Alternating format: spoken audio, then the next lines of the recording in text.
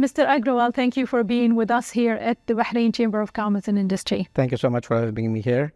It's my pleasure and honor to be in Bahrain, and I consider this as my second home. So thank you so much for having me. Yes, and let me congratulate you on having a presence here in Bahrain.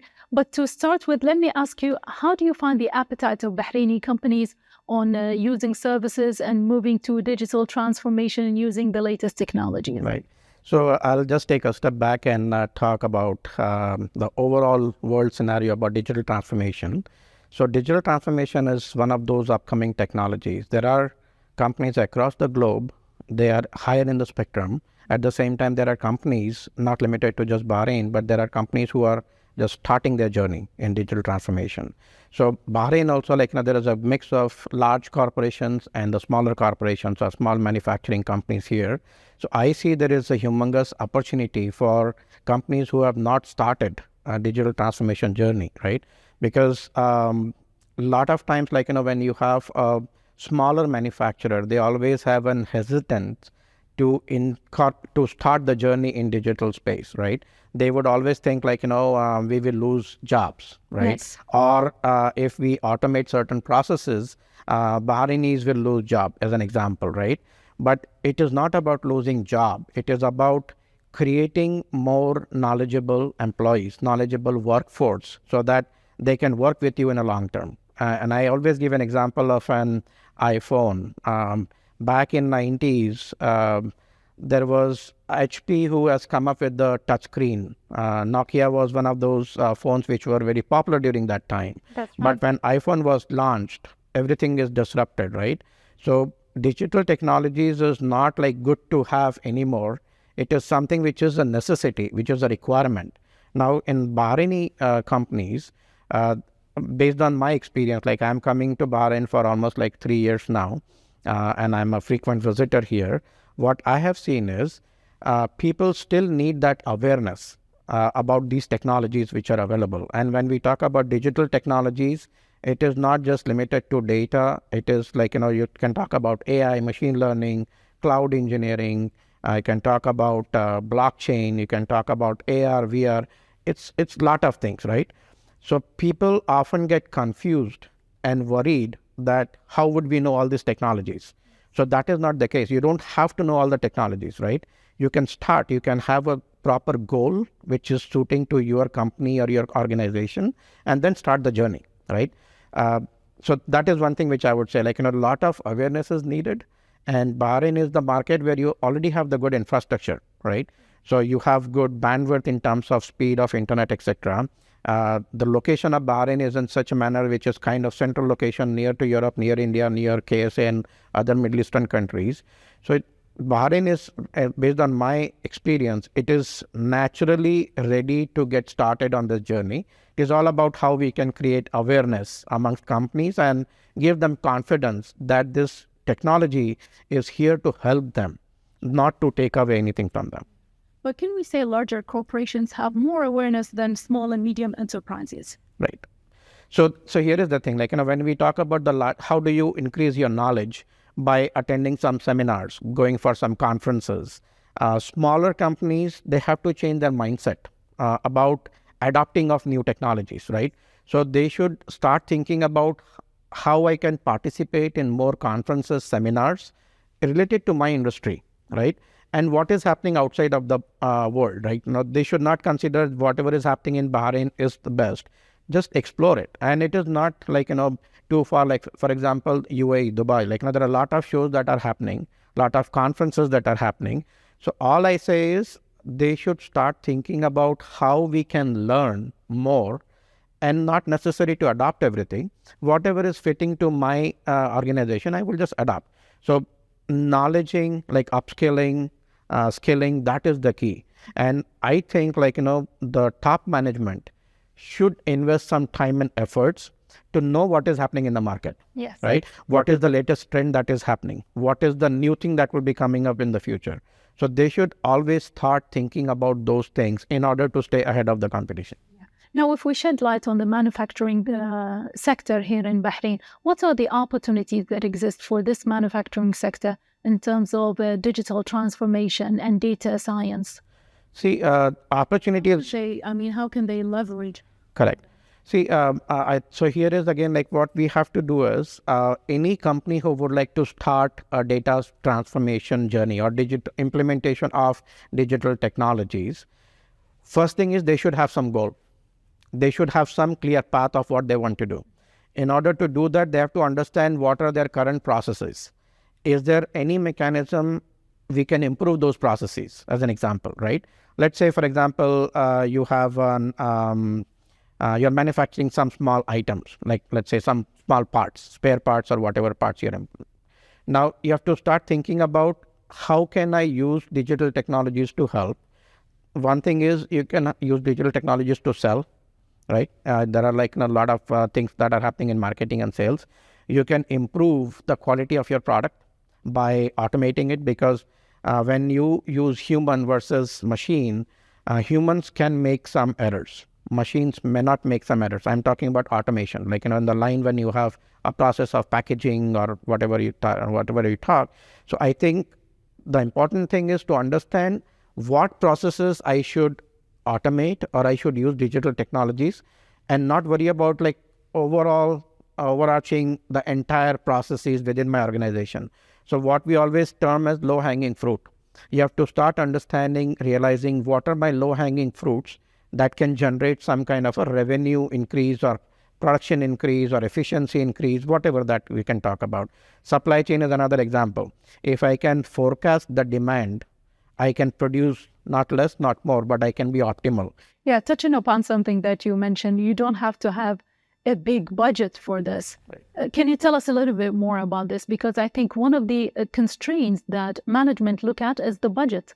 So how massive should you invest to adopt these technologies? Right. So it's a very good question and very relevant. And again, like not just in Bahrain, but everywhere, this is one of the questions.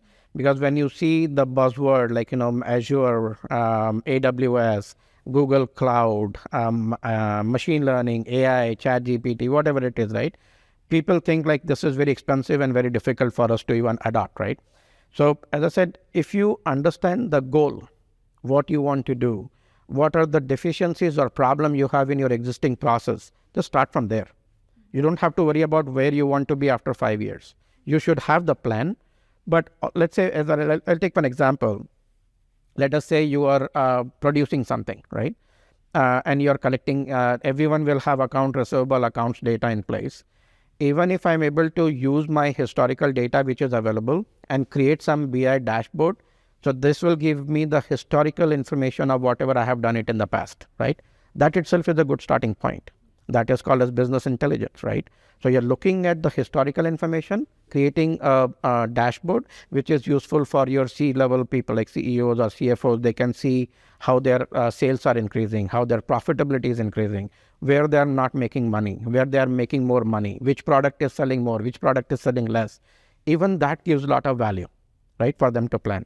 So if you think about it, like, you start that small. Now, coming on to the question of cost, how much will it cost, right? Now, it is a very tricky question. First, you have to do the assessment to understand what you want to do as a part of adoption of digital technologies.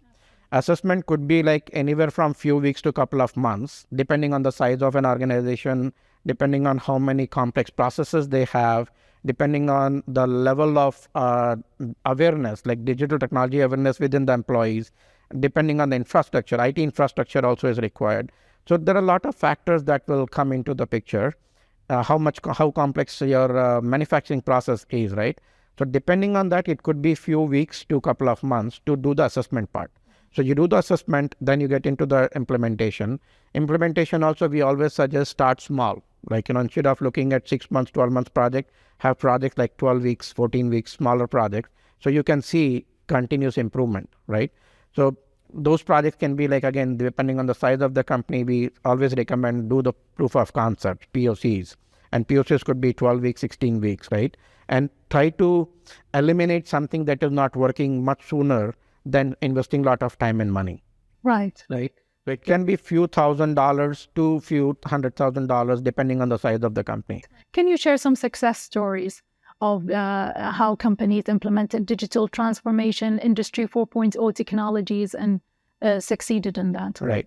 So we work with a lot of companies, as I said, where we provide, when we work with the companies to create the roadmap. So we have done projects where companies already have the roadmap. We did the implementation, as well as we have done projects where we start with the roadmap, then implement, and then scale it. So one of the success stories, I will not name the client obviously, but most importantly, there should be buy-in from the top management. Okay, there is a company who have, let's say, invested, like we would like to embark onto a digital transformation journey, right? So first of all, we do awareness sessions with the top management so that they understand why the technology is important, right? So we created the roadmap for them. During the roadmap, we talk to various business unit, various departments within the organization, and then we understand what are different problems they have as of today. And then we ask question, is AI a solution to solve that problem?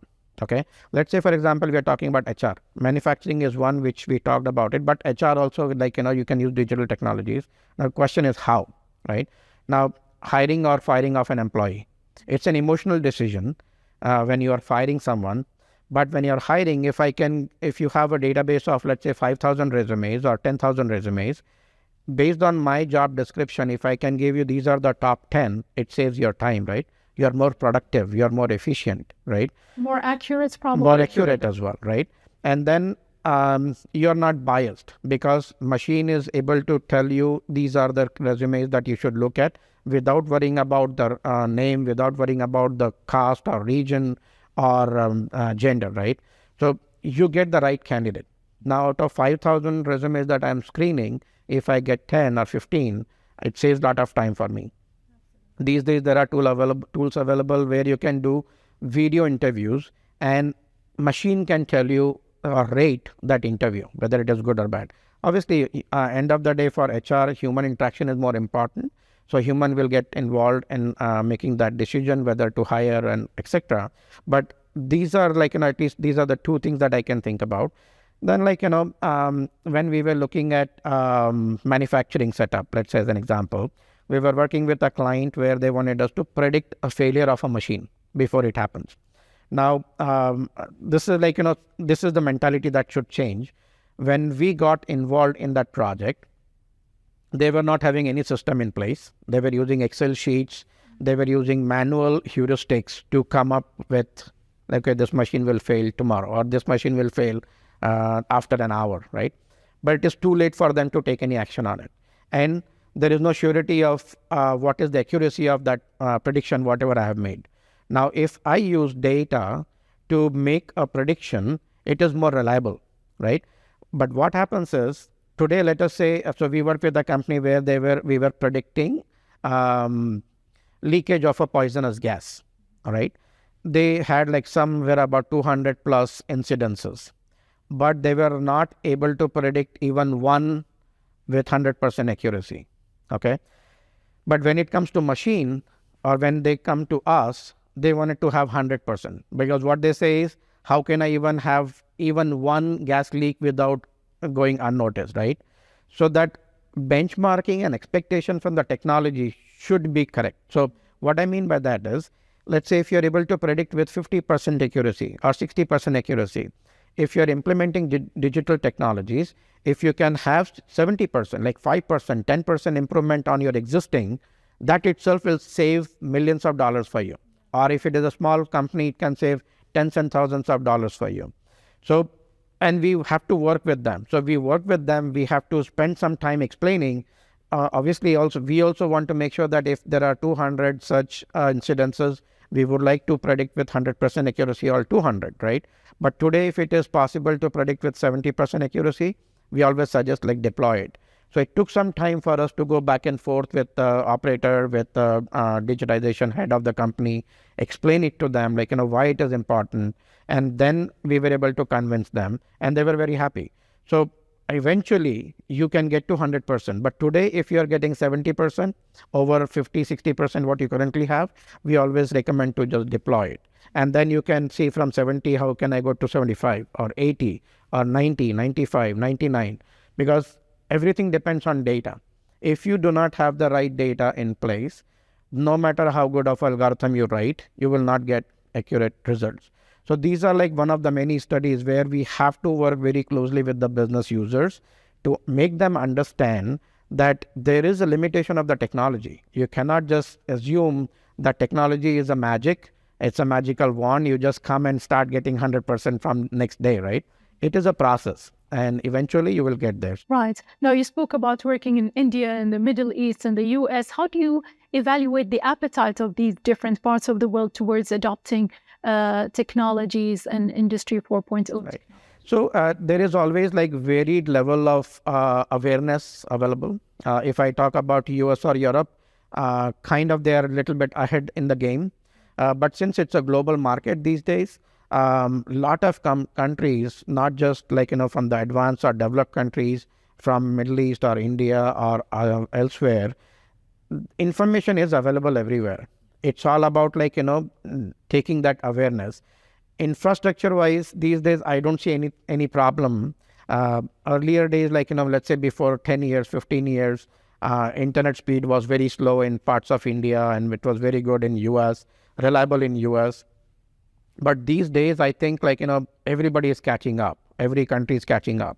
So in America, Europe, obviously there is more awareness, more conferences happening. There is more adoption. But at the same time, I will not say like, people understand the technology to the detail. Like I'm from state of Michigan, as I said earlier, our government, like state government, is still approaching small and medium manufacturers to help them understand the technology and the technology adoption.